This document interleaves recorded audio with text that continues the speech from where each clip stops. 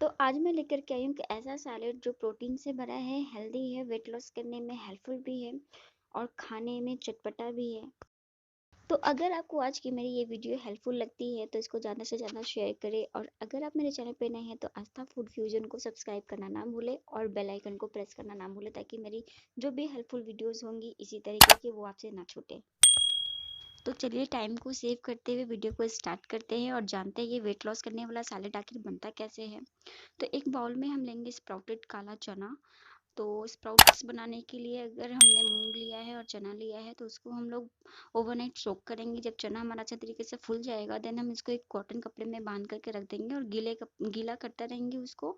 और 2-3 दिन में ये अच्छे से स्प्राउट निकल जाएगा अच्छी तरीके से। इस तरीके से आप देख सकते हैं मैंने इसको बहुत टाइम तक इसको रखा था भिगो करके सूती कपड़े में, तो ये अच्छी तरीके से स्प्राउट्स निकल चुकी हैं। तो काला चना डाल दिया मैंने और 1 कटोरा मैंने मूंग डाला है स्प्राउट्स। तो अब हम इसमें डालेंगे टमाटो। चॉप टमाटो डाला है मैंने। इसके जो अंदर के बीज जो होते हैं उसको मैंने निकाल दिया है, सीड्स को निकाल दिया है। सिर्फ टमाटो का पल्प जो होता है उसको मैंने कट करके इसमें डाला है, सीड्स नहीं डाला है। अगर आपको डालना है तो आप वो भी डाल सकते हो, ऐसा कुछ नहीं है कि आपने वो नहीं डालना है या फिर उसको हटा करके ही डालना है, ऐसा कुछ नहीं है। तो टमाटो डालने के बाद इसको अच्छी तरीके से मिक्स कर लेंगे। मिक्स करने के बाद इसमें डालेंगे ग्रीन चिल्ली।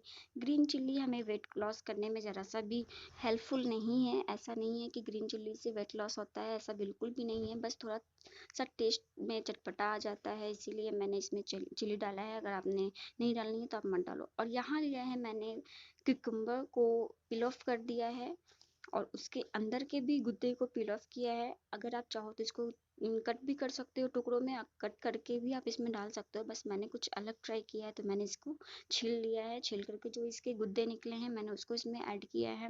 और बाकी का जो अंदर में सीड्स जो बच जाता है उसको मैंने अलग से निकाल करके उसको सुखा दिया है। उसको भी मैंने ड्राई फ्रूट्स के जैसा यूज़ करना है किसी न किसी रेसिपी में, तो ऐसा भी आप कर सकते हो। ऐसा नहीं है कि खीरे के छिलकों को मैंने यूज़ किया है तो उसके अंदर का जो बच जाएगा वो हमने वेस्ट कर देना है, ऐसा बिल्कुल नहीं है। आप उसके अंदर का जो सीड्स है उसको निकाल के सुखा करके आप एज अ ड्राई फ्रूट्स किसी में भी यूज़ कर सकते हो इजीली। बहुत ही अच्छा टेस्ट आता है उसका भी, और ज़रा सा भी साइड इफेक्ट नहीं है कि टेस्ट में बिल्कुल ख़राब हो जाना है, बस ऐसा बिल्कुल नहीं है। तो मैंने क्यूकम्बर के छिलके को डाल दिया है। अब हम इसमें डालेंगे नमक। नमक आप अपने स्वाद के अनुसार ले लो। और यहाँ नमक हम रेगुलर सॉल्ट बिल्कुल भी यूज़ नहीं करेंगे, हम यहाँ पे सेंधा नमक यूज़ करेंगे। तो मैंने यहाँ सेंधा नमक यूज़ किया है, रॉक सॉल्ट जिसको कहते हैं। उसके बाद हम डालेंगे इसमें चाट मसाला। अगर आपने चाट मसाला नहीं डालनी है तो आप ब्लैक पेपर भी डाल सकते हो, बट मैंने डाला है यहाँ पे चाट मसाला। नमक और चाट मसाला डालने के बाद इसको हम अच्छी तरीके से स्पून की हेल्प से मिला लेंगे। और हाँ, इन सारी चीज़ों को डालने के बाद ही हम अनियन इसमें डालेंगे। अनियन डालने के बाद हम नमक बिल्कुल भी ऐड नहीं करेंगे, वरना हमारा जो मॉइस्चर प्याज में से छोड़ता है वो छोड़ देगा, फिर हमारा स्प्राउट्स ख़राब हो जाना है।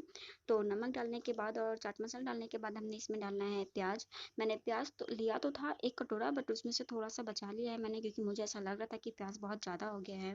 और वेट लॉस करने के लिए हमने खाना है, खाली पेट खाना है या कभी भी खाना है, तो ज़्यादा अनियन खाना भी मुंह का टेस्ट थोड़ा सा ख़राब कर देता है, इसलिए मैंने इसमें ज़्यादा प्याज यूज़ नहीं की।